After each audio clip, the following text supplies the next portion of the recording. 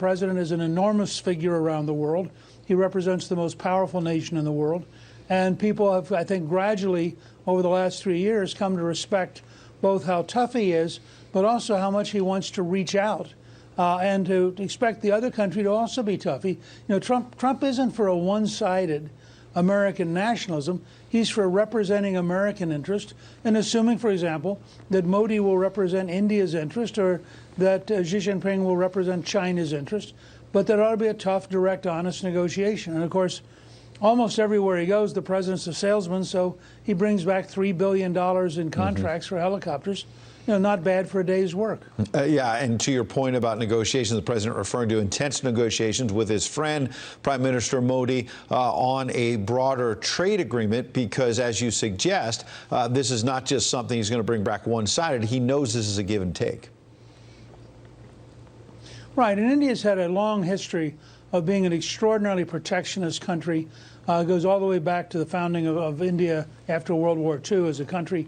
And so getting them to start to dismantle some of their tariff and regulatory things is very difficult. It's a great challenge. It's something that Prime Minister Modi really wants to do if he can.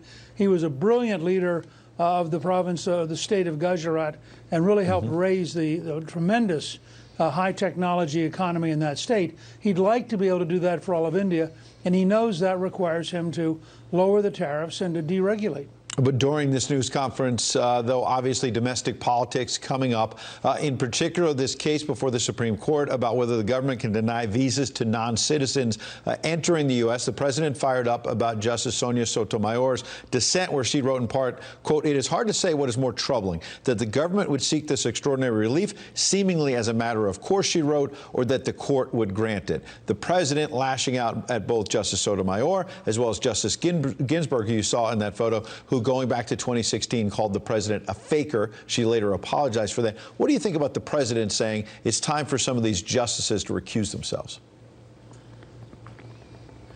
Look, presidents are allowed to have strong opinions.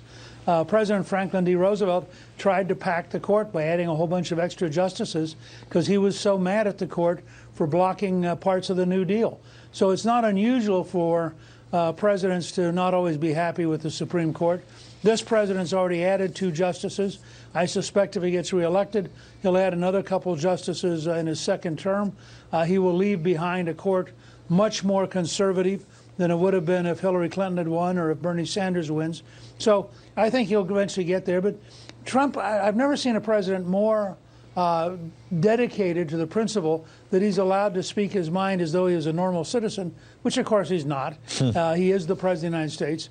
But there's no rule that says you can't have your own opinion. And, I think Dwight Eisenhower said that appointing Chief Justice Earl Warren was probably the biggest mistake of his presidency. So I think people are allowed to have strong opinions. Yeah, Mr. Speaker, I have 1 minute left. But before the president can nominate more people to the Supreme Court in a second term, he obviously needs to get reelected, something he's intently focused on right now. That prospect more likely now, you believe, when you have Bernie Sanders as the front runner for the Democrats and doubling down, maybe tripling down on his support for Fidel Castro?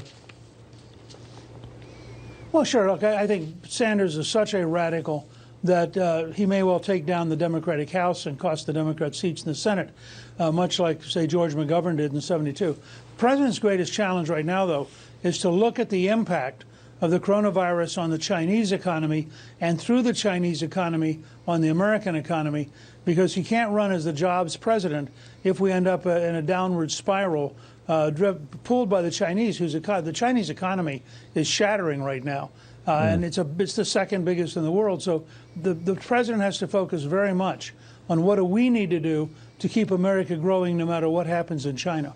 And there's been a lack of transparency from the beginning of this coming out of China, as you suggest, in terms of how deep this crisis may be. Mr. Speaker, we appreciate you and your insights this morning. Thank you, sir.